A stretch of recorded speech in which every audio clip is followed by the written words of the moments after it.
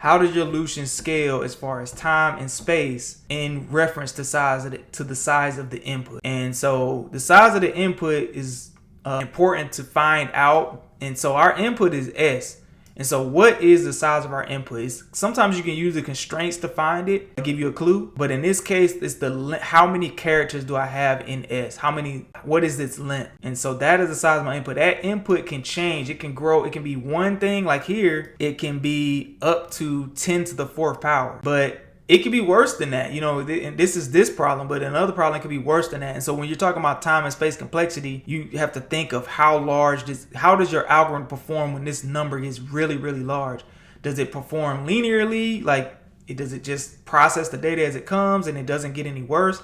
Does it perform worse as the number grows large, as the length grows larger? Does it perform exponentially worse or even worse than that? That's what time complexity and space complexity is trying to figure out. So time complexity is how many operations your algorithm is doing in relation to the size of the input. Space complexity is how much space are you using in relation to the size of the input. So time complexity, in this case, my size of my input is length. The operations that I'm doing in reference to the size of the input is what I need to measure as I'm looking through this algorithm. So I already see a big clue here with this S times length.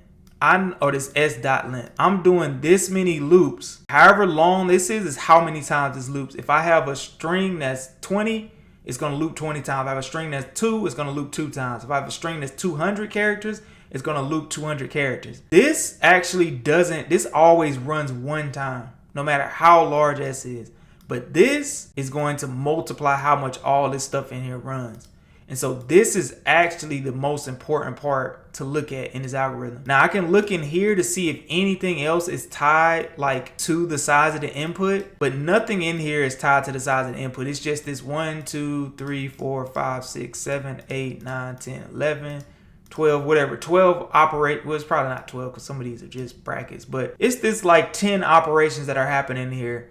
That's actually it's actually constant. It's a constant and it's not tied to the size of the input, how many things I have here. This is what's tied to the size of the input, and that's what holds the most weight as far as big O notation. So let's call the size of our input N. So let's call N, let's say N equals S dot length. Let's just give it a variable name. In big O notation, N is commonly used as the variable name as the size of your input. So what this actually is called is big O of N, because for every single N that I have, the length of the string, I'm doing that many operations. All these operations reduce, they're constant operations, they reduce down. This is a constant operation, it reduces down. This is a constant operation, it reduces down. Big O notation is hard to explain. I really would have to do a whole nother session on it, but hopefully this is helpful.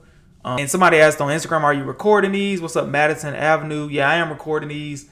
So you can watch them later. You can go on YouTube and watch them. The whole thing will be on YouTube for sure. And what I'm saying is that this is constant operation. These are constant operations. This is not a constant operation. So this is weighing the heaviest in the algorithm. So it's actually, and this is running as many times as I have. So it's just N. So what this is actually called is, like you said, on Madison Avenue, is linear. So it's big O of N is what it's called in big O notation, or otherwise known as linear time complexity. So let's say, for instance, if I had this another loop nested inside of here. I don't know why I copied that. But let's say, for instance, I had another loop nested inside of here, like that or something like that. Then this actually would be N, but then for every N, I'm actually running another N again with this inner loop. So it would be N times N. And so in that case, it would be big O of N squared. So that kind of gives you just a sense of how the time complexity can change without doing a whole nother problem to try to show that. So also there's space complexity. So space complexity is how much additional data structure you're using to your input in order to complete the problem. What is your algorithm? How much additional memory is it using? So like I said, some of these constant operations, if it's just setting a variable like char, it's just constant. It doesn't tie to the size of our input. What's tying to the size of our input is this stat. If Yes, and big O notation works off worst case. So let's think of worst case. If this was all these open type, like it could be a case where all of them are just open, then I would actually fill that stack up with the length of S. I would actually just fill this stack up completely. So I would actually be creating additional data object in addition to my source, to my input. I'd be creating additional one that can grow to the size of N worst case. So that actually makes, and I don't see anything else in here besides that stack that's directly tied to the size of my input. So yeah, I don't think anything, yeah. This is just calling the length, which is a constant operation, constant memory.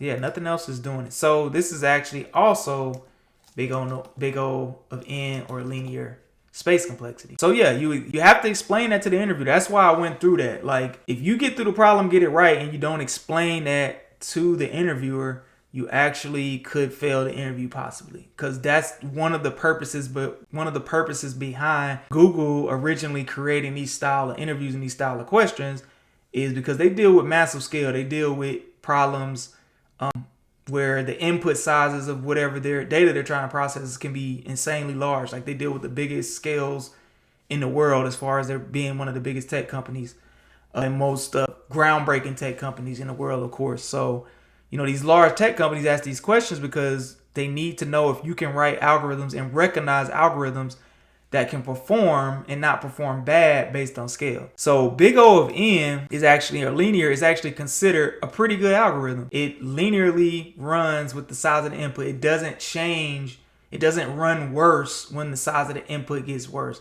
So like you think about a computer, you try to run too many programs on it, it actually performs worse than it does if you just run a few programs. You run a few programs on it, you run 2 programs versus 4, the computer pretty much runs the same. But then if you try to run 1,000 programs at the same time, the computer starts running really slow.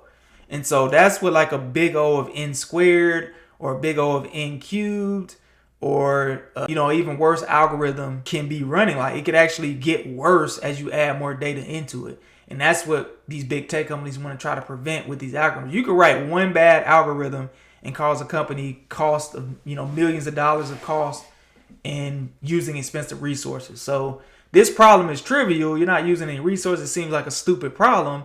But when you take that to a job and you're actually accessing databases, you're using API credits, you're doing some sort of expensive operation inside of this code, if it's not optimized, then there's potential that you could be wastefully using space or CPU,